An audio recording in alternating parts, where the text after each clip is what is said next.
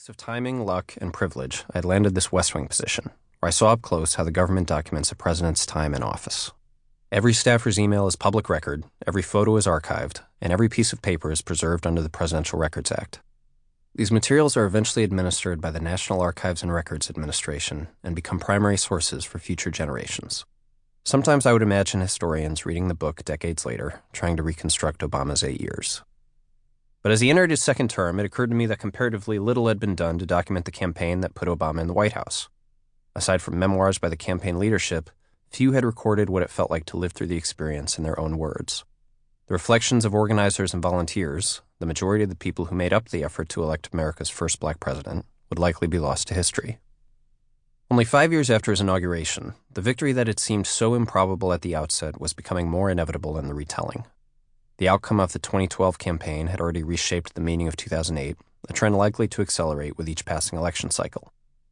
Friends' oft-told campaign stories began to strain credulity, emitting moments of hardship or doubt. It was easy to see how decades of nostalgia might erode the details and reduce their recollection of the experience to, 2008? It was great.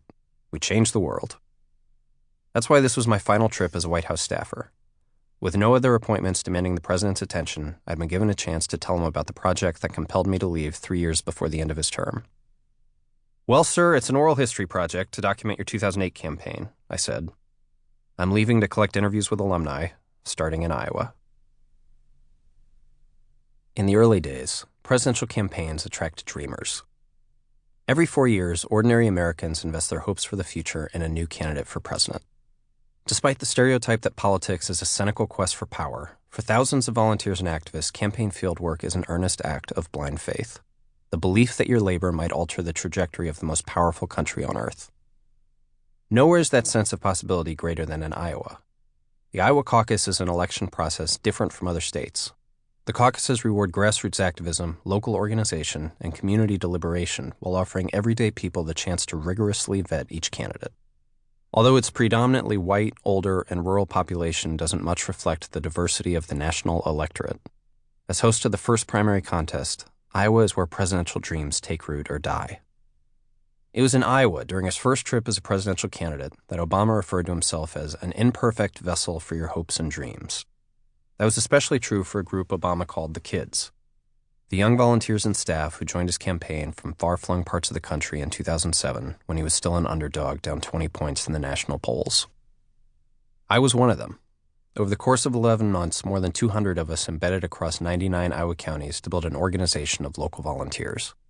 Our mission was to finish first in Iowa in hopes of proving that Obama could remake the electorate by attracting new voters and that an overwhelmingly white state would support a black candidate for president. On January 3, 2008, Obama's victory in Iowa shocked the country, validating a risky campaign strategy and providing momentum for the remaining primary contests. But to Obama, the experience was more than just another campaign win. It was a test of his most fundamental belief about democracy, that in the face of long odds, ordinary people can bring about change. Primaries are often covered as national competitions, but they're also sequential, and each one counts in its own way. When the Iowa caucuses ended, Obama's organizers took what we had learned and went national. Most of us joined up with counterparts in other early states, New Hampshire, Nevada, South Carolina, hopscotching across the country every few weeks through a new primary. That summer, transitioning to the general election, volunteers and staff set up shop in areas uncontested by national Democrats for decades. Longtime conservative strongholds like Indiana, Virginia, and North Carolina, to register new voters and build neighborhood volunteer teams. By the end, 6,000 organizers were managing tens of thousands of trained volunteer leaders.